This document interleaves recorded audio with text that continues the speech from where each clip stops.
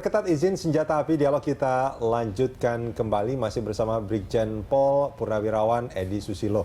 Pak Edi, ini kalau kita bicara soal senjata api, ini kan memang betul-betul harus diperketat, Pak ya. Ya. Bahkan kalau tadi disebutkan oleh Pak Awi, ancaman hukumannya luar biasa bagi mereka yang memiliki. Benar. Gitu. Bahkan sampai hukuman mati ya. Sampai hukuman mati. Benar. Bahkan bisa maksimal. Nah, sebetulnya kalau kita bicara soal senjata api, ini kan seringkali banyak bukan hanya informasi, isu, tapi juga berita, dan itu di mana-mana ada.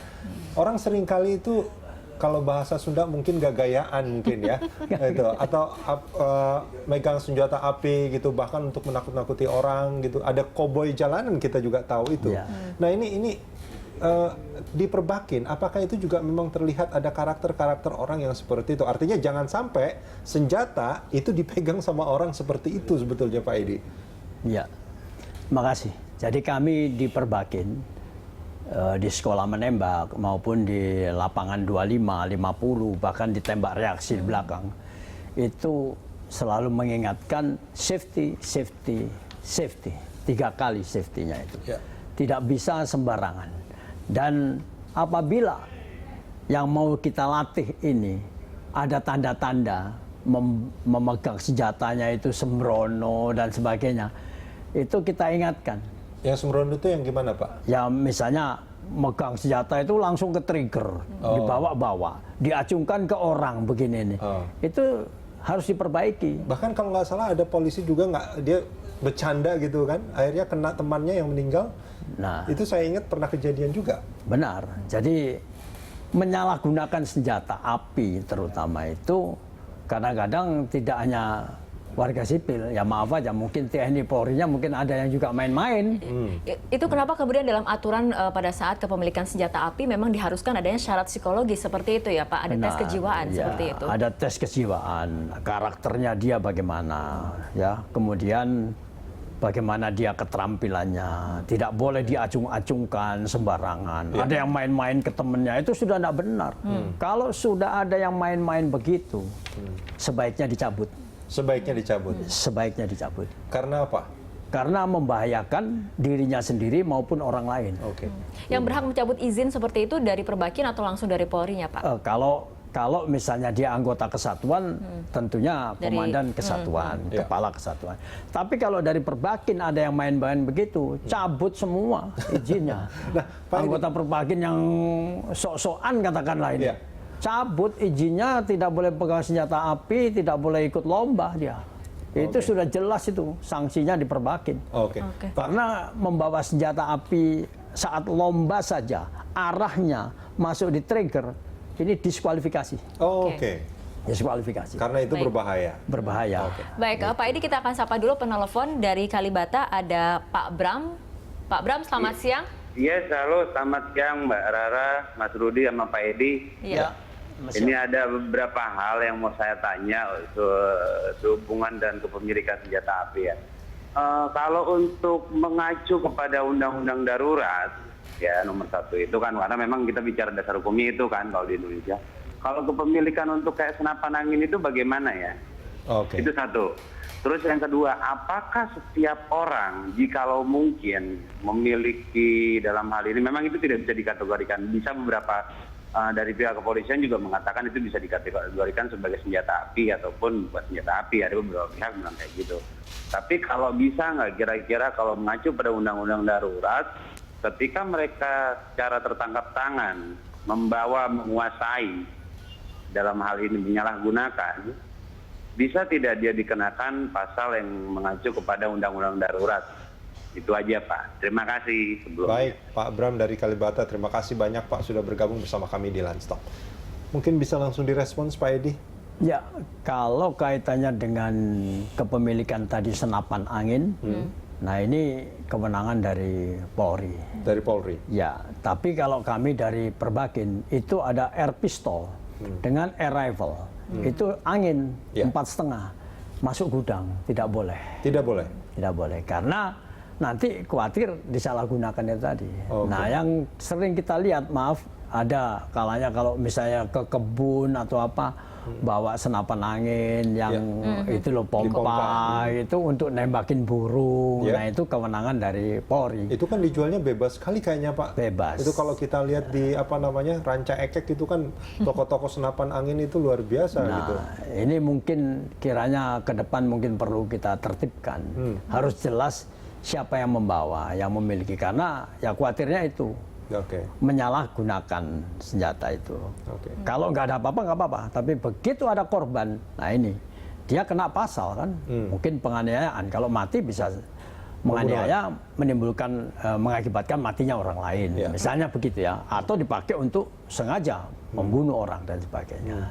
Perbakin dan Polri sendiri, apakah kemudian komunikasinya selalu terjalin dua arah seperti itu? Misalnya tadi dikatakan ada orang yang memang secara karakter tidak seharusnya memiliki izin kepemilikan senjata api, kemudian direkomendasikan kepada polisi seperti itu, atau bagaimana sih Pak? Ya, jadi kita selalu berkoordinasi dengan Polri secara intens. Ya, kalau misalnya mau kepemilikan senjata api olahraga, tentunya minta rekom dari Perbakin dan sertifikasi dari Perbakin. Jadi tidak hanya psikotes, kemudian kesehatan, tapi sertifikasi dari Perbakin. Misalnya tembak reaksi, tembak target, semua berburu, semua sertifikasi. Baru ke Polri. Kalau tidak ada rekomendasi, tidak akan diberikan izin. Pak, koreksi kalau saya salah, di Polri itu mestinya tes psikotes itu untuk buat mereka yang megang senjata itu dilakukan tiap 6 bulan sekali. Itu ketentuan dari Kesatuan Polri ya. Mestinya seperti itu kan? Iya. Nah, kalau di Perbakin apakah berlaku hal itu juga? Kalau di Perbakin kita 1 kali itu tes, kemudian kalau kira-kira ini sudah nggak benar, mungkin psikotes ulang.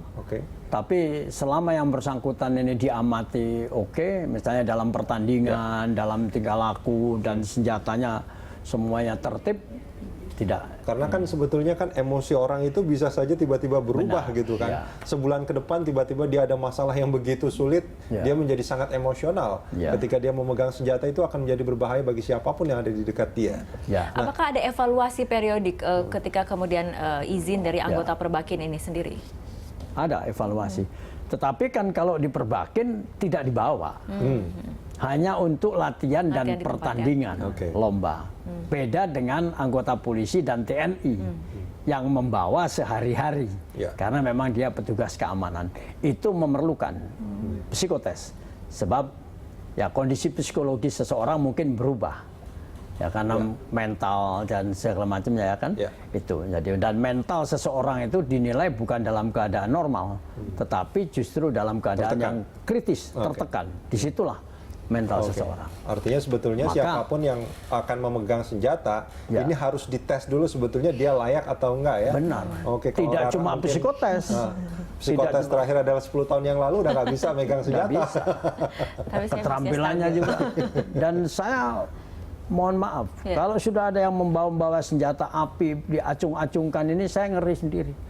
Bisa kena temannya, bisa kena siapapun juga. Jadi dan itu sudah terjadi Pak sebetulnya.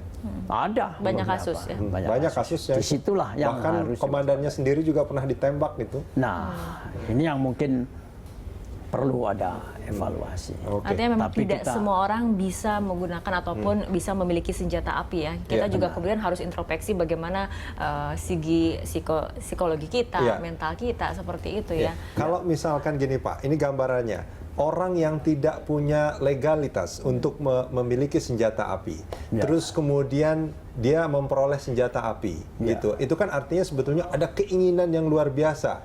Kalau menurut gambaran orang awam, ini jelas orang ini sudah tidak lulus psikotes sebetulnya karena dia sebetulnya tidak punya tidak punya landasan hukum untuk memiliki itu, tapi dia memiliki karena dia ingin.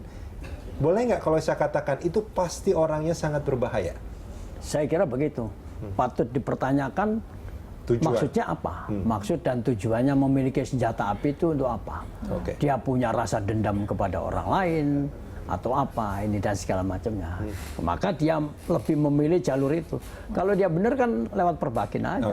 Mau izin yang untuk defense ke Polri aja. Tapi yang jelas dia mungkin ada sesuatu. Ada sesuatu. Maka lebih memilih ke sana. Itu kepemilikan, Ya. belum menyalahgunakan. Sudah memiliki, disalahgunakan lagi untuk membunuh. Itu udah kena pasalnya berlapis kan. Oke, Oke. baik.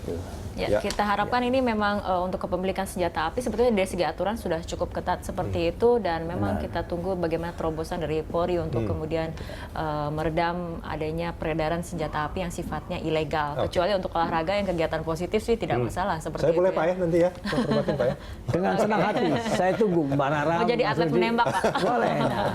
Ya, tentunya kita lampaui atau ikuti arahan-arahan dari pelatih. Oke. Jadi baik. itu tadi safety and safety. Iya, Oke, baik. safety dan juga resmi. Ya. Oke. Baik, pemirsa, demikian dialog langsung hari ini. Anda bisa mengirimkan informasi dan saran kepada kami lewat email di newswebberita1.tv. Atau follow kami via Twitter, Facebook, dan juga YouTube. Nantikan Lunch Talk setiap hari pukul 13 sampai 14 waktu Indonesia Barat. Terima kasih. Sampai jumpa.